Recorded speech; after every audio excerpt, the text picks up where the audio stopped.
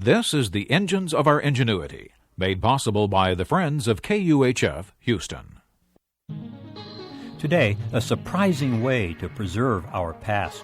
The University of Houston's College of Engineering presents this series about the machines that make our civilization run and the people whose ingenuity created them.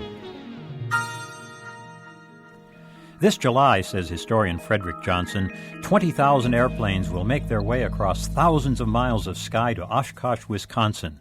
Some 800,000 people will come to see them there.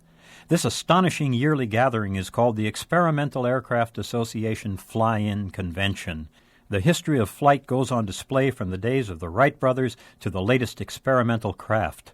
A few are replicas, most are originals. This gathering of machines recalls something the architect Le Corbusier wrote about airplanes way back in 1935. Every variant on the flying machine is to be found here. The airplane embodies the purest expression of the human scale and a miraculous exploitation of material.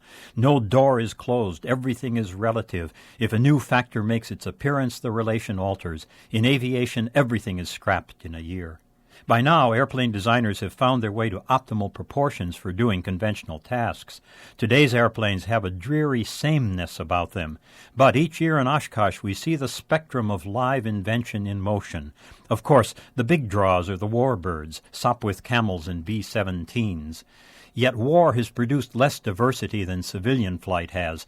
The many racing planes of the 30s finally gelled into a few basic World War II fighter designs. We see airplanes with wings in front and wings in back, airplanes so light you can carry them. The meeting rule is that each airplane must fly into the field under its own power. No static museum pieces here. That bothers many people who want to preserve the past. Each year these old machines become more precious. Isn't it dangerous to fly them? A World War II P-51 Mustang, which could be had for $5,000 in the 1950s, now brings $1 million. Yet the numbers of old planes in the air rises 20% per year. Their very presence teases old planes and old parts out of the woodwork. New caches of old flying stock keep turning up. It seems backward, but preservation is better served by keeping the planes in the air. Meanwhile, the restorers pore over microfilms of old plans, occasionally building a new part to old specs. Members of air museums all over the world form a great swap network. Here in Texas, the Lone Star Flight Museum can boast that its whole collection is either airworthy or being made so. Now and then we see their airplanes or those of their friends flying over Houston, looking like some visitation from the Twilight Zone.